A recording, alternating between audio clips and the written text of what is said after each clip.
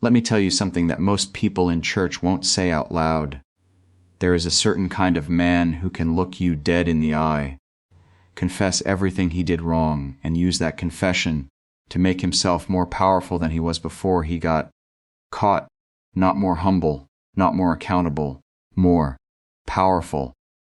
And if you've been watching Pastor Jamal Bryant over the last 2 years, you've been watching exactly that man in real time, and most people didn't even notice it was happening. Here's what I want you to think about before we get into a single fact, a single court date, or a single scandal. If you've been around long enough, you've met someone like this. Could be a boss, could be a family member, could be someone at your church. This person falls publicly, dramatically, and somehow, every single time they fall, they land on their feet. They land on their feet, and they look better than they did before the fall. And the secret isn't luck. The secret isn't God's favor, even though that's always what they'll tell you. The secret is that they have learned deliberately, carefully, strategically how to make the apology itself into a performance, how to make the confession feel like a comeback, how to make accountability look like strength. Jamal Bryant has been doing this for 25 years. And in 2025 and 2026, the whole thing started cracking open in front of an audience of millions, a failed boycott, a dress that became national news, a stranger screaming in his sanctuary, court records with a judge's signature, and apologies that arrived faster than the scandals themselves. Stay with me for the next 30 minutes, because by the time we're done, you will never look at a fast apology the same way again. Before we go any further, if this kind of deep, documented storytelling is something you want more of, hit that subscribe button right now. This channel goes places most people are afraid to go. And hit the like button too. It tells the algorithm that real journalism still matters. Let's start in early 2025, because this is the most recent chapter, and it's the one that finally made even Jamal Bryant's most loyal supporters go quiet. The retail giant had quietly walked back its diversity and inclusion commitments. In corporate America, this is how it usually goes. Nobody announces the retreat. They just stop doing the things they said they'd do. And they hope nobody notices. Jamal Bryant noticed. Or more accurately, he saw an opportunity, and he took it. He stood in his pulpit at new Birth Missionary Baptist Church near Atlanta and called for a national boycott of Target, and on the surface, the cause was legitimate. The issue was real. Black Americans hold over $2 trillion in annual spending power, and if that power is unified, corporations do listen. And for a stretch of time, it looked like it was working. Traffic to Target locations slowed. The company's market value dropped by over $12 billion. Then came the news that Target's longtime chief executive was stepping aside. Bryant was everywhere. Major newspapers quoted him. National television invited him on. He was suddenly the most visible face of black economic protest in the entire country. Then came March of 2026. Bryant stood at the National Press Club alongside other well-known activists and made the announcement. He said the boycott was over. He said the community had won most of what it had demanded. Now, I need you to slow down and look closely at what actually happened here. Because this is where the story stops being about a boycott and starts being about something else entirely. Target had reversed none of its policy changes. Not one. The company had offered no new concrete commitments. What they did was repeat a previously existing pledge. A pledge they had already nearly finished carrying out anyway. There was nothing to celebrate. There was no real victory. But Bryant called it a victory anyway, on a national stage, in front of cameras. And the women who had actually built that boycott from the ground up, the organizers who had done the real, unglamorous, door-to-door work, they had never agreed to end anything. One of those women was civil rights attorney Nakima Levy Armstrong. She held her own separate press conference. She looked directly into those cameras and said the boycott was absolutely not over. She called Bryant's announcement a slap in the face to the women who had carried this movement. That phrase hit hard because it was precise, and it was true. Within 48 hours, just 2 days, Jamal Bryant was on his own podcast, apologizing. He admitted he had failed the community. He admitted he had been reading from a different sheet of music than the people he claimed to represent. Fast, smooth, rehearsed. And here's the thing I need you to hold on to right now, because I'm going to bring it back again and again as this story unfolds. The apology came in 48 hours, not a week, not after a period of reflection. 48 hours. That is not the speed of a man who was genuinely devastated by what he did wrong. That is the speed of a man who knows exactly what he's doing, who has practiced this move so many times that it happens almost automatically. Remember that. Remember how fast it came, because you're going to see that speed again before this video is over. Now here is something important about a man at the top of his game, a man who is truly powerful, truly settled, truly at peace with who he is. That man does not spend his Sunday sermons answering his Twitter critics. He just doesn't. In December of 2025, Bryant's wife, Kari, wore a black gown to a charity event. The gown had sheer mesh panels, and the internet, as the internet does, erupted. Most pastors in that situation would do nothing. They would let the noise die down. Because noise always dies down. But Jamal Bryant is not most pastors.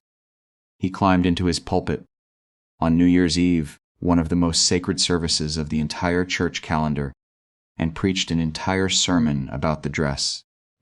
He told his congregation that he bought the dress, that he liked it, that his wife was married to him and not to any of them. That line got a big reaction. His supporters loved it. The clips went viral. But here's what I want you to actually think about. A pastor used his New Year's Eve sermon, the night his congregation comes to him for spiritual direction, heading into a new year, to talk about his wife's outfit. That is not strength. That tells you that the noise got to him.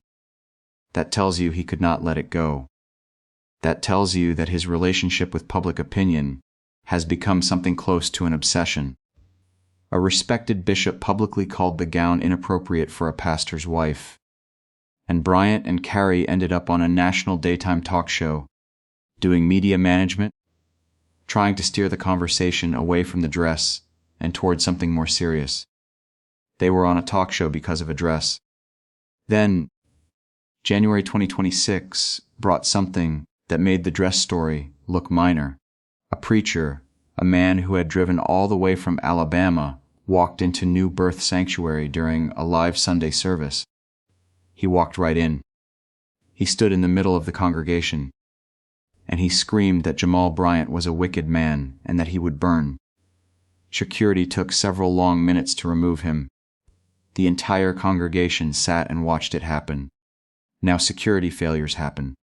Churches are public spaces. This is a real and serious issue that Bryant had every right to address. But what happened next is revealing.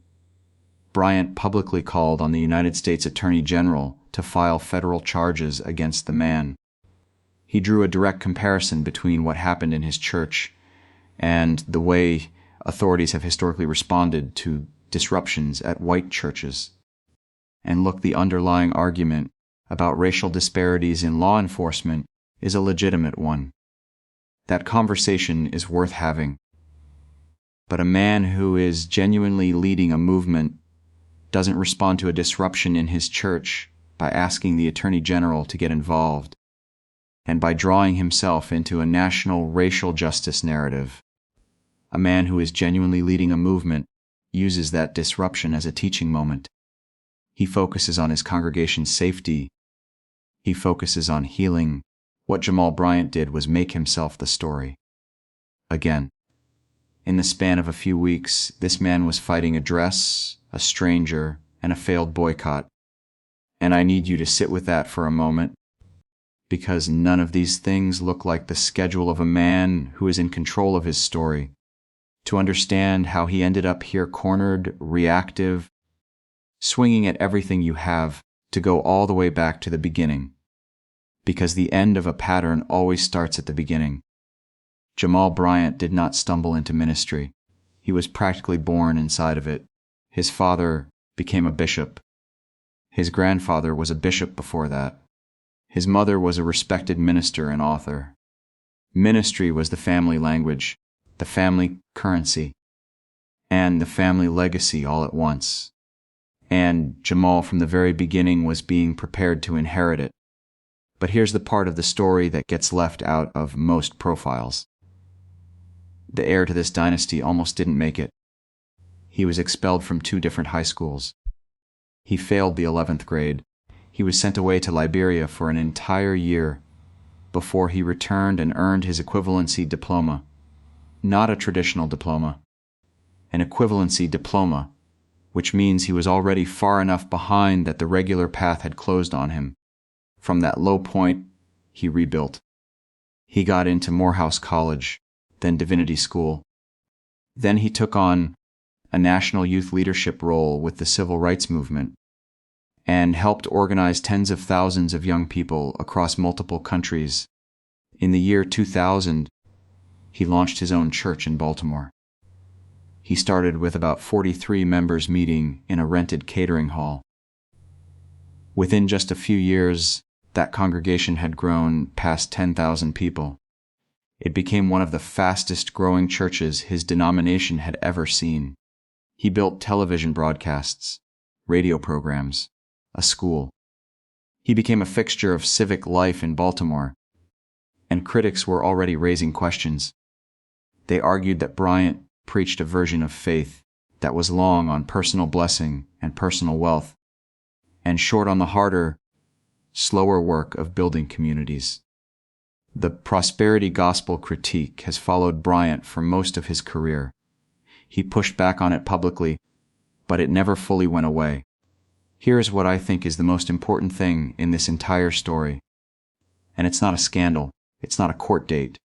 It's a lesson Bryant learned early, as a teenager, actually, that he could fall hard and still rise. He failed out of schools. He was sent away. He came back and built something remarkable. The lesson that experience taught him was, you can survive anything. Charm, talent, and a microphone can rebuild almost anything you damage.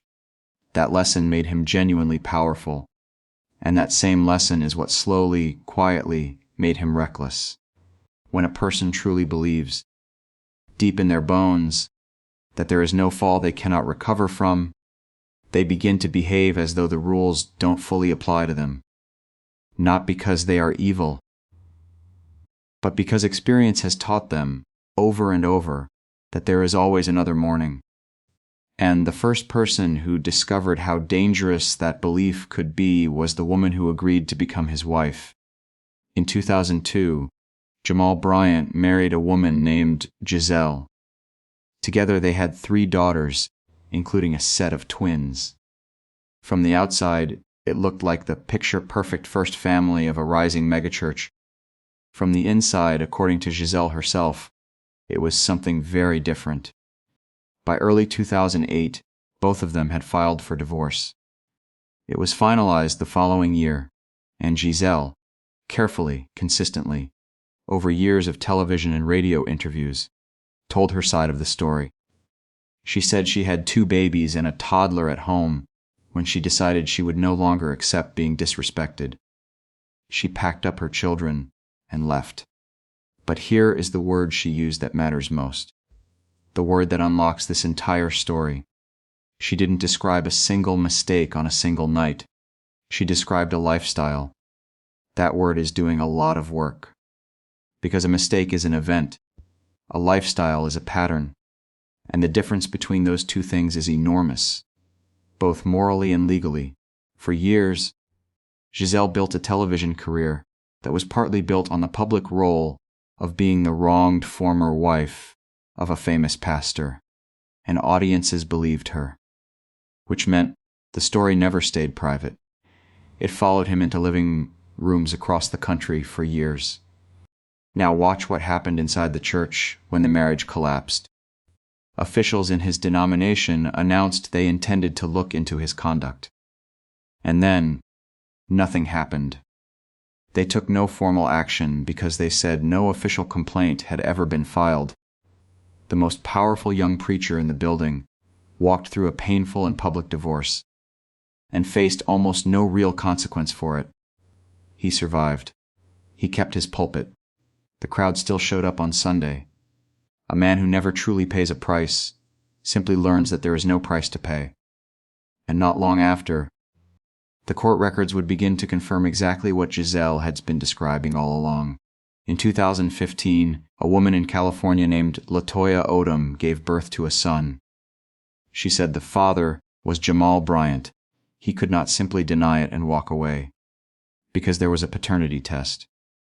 And that test came back with a probability of fatherhood that was, scientifically, as close to certainty as the science allows. Odom said that Bryant had pressured her to end the pregnancy. She refused. She said he had agreed to pay monthly child support and then fallen behind on those payments. The case moved through the courts. By late 2016, it was settled. Bryant was legally recognized as the father. Odom was granted custody of the child. Bryant was ordered to cover a legal bill of over $13,000. But it got worse. In the summer of 2017, a judge in Maryland held Bryant in contempt of court because he had failed to secure the insurance that the custody agreement had specifically required. He was ordered to pay thousands of dollars more just to clear that contempt finding. A celebrated national preacher, held in contempt by a court of law over the basic care of his own child. This was not gossip. This was not a rumor. This was paperwork with a judge's signature on it. And it's worth noting, this was not even the first child born outside of his marriage. He had fathered a daughter before he ever met Giselle. When he addressed the public about the court case, he said very little, explaining that his lawyers had restricted what he could say, but that nothing could stop him from talking to God. And the very next year, he stepped onto the biggest stage of his career. In late 2018, Jamal Bryant was named the new senior pastor of New Birth Missionary Baptist Church, one of the most famous black megachurches in America.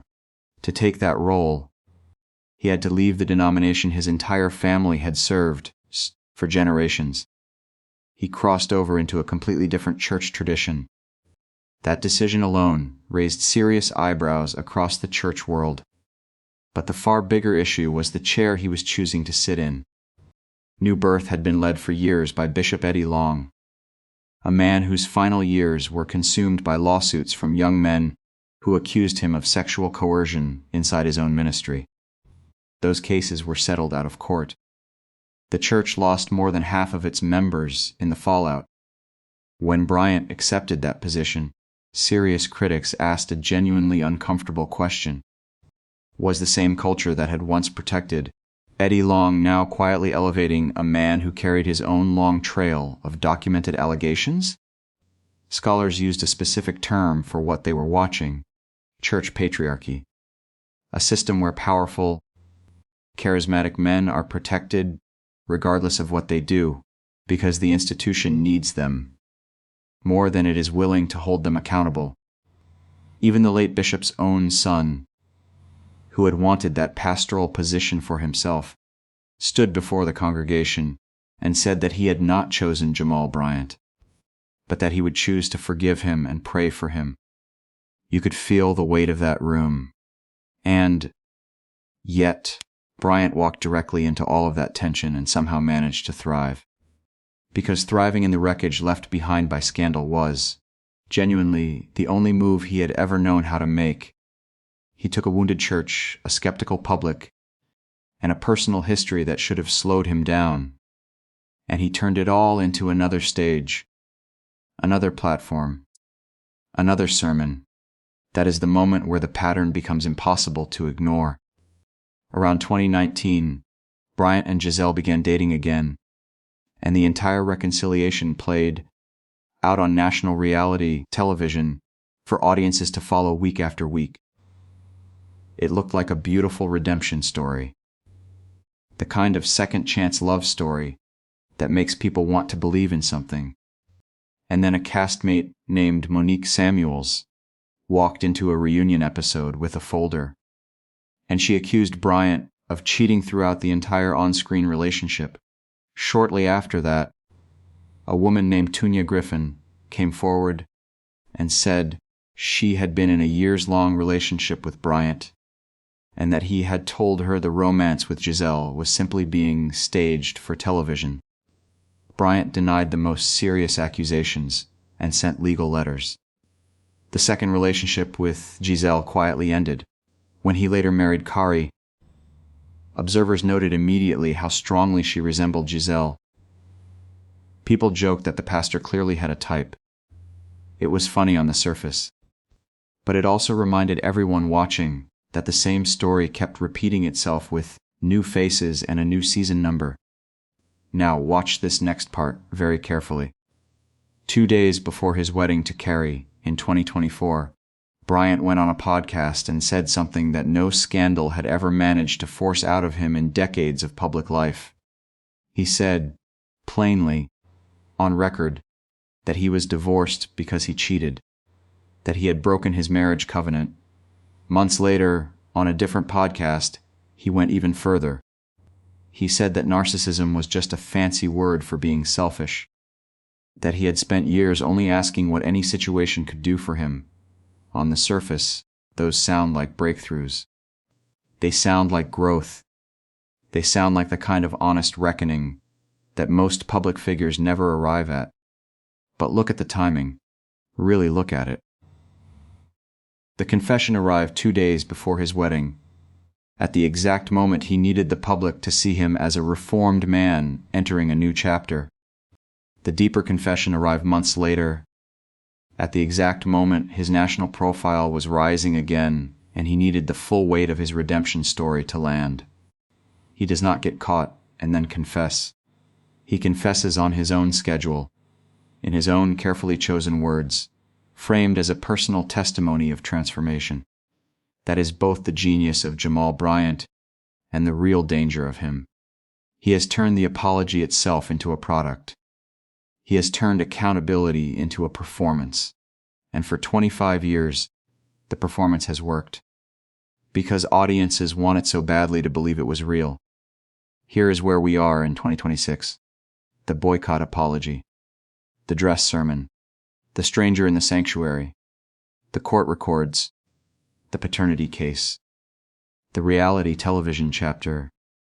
The confessions that arrive like clockwork, always timed, always polished, always serving the next chapter of the Jamal Bryant story, taken alone. Any one of these could be explained away, but taken together, as a body of evidence spread across 25 years, they tell a story that the audience is finally starting to read. A confession only resets the clock, for as long as people believe it is sincere.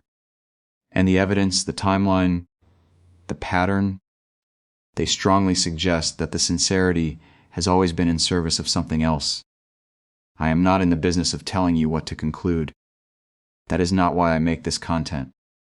I am in the business of laying out the documented record and trusting you, the person watching, to think clearly about what it means. So here is what I want to leave you with. The next time you watch a powerful person apologize, in your church, in your organization, in your family, in your national news, don't just listen to the words. Look at the timing. Look at what the apology gets them. Look at what happens after the cameras turn off. Because a man who can survive anything eventually starts believing that he deserves to survive everything. And somewhere in that belief, quietly, slowly, inevitably, accountability disappears.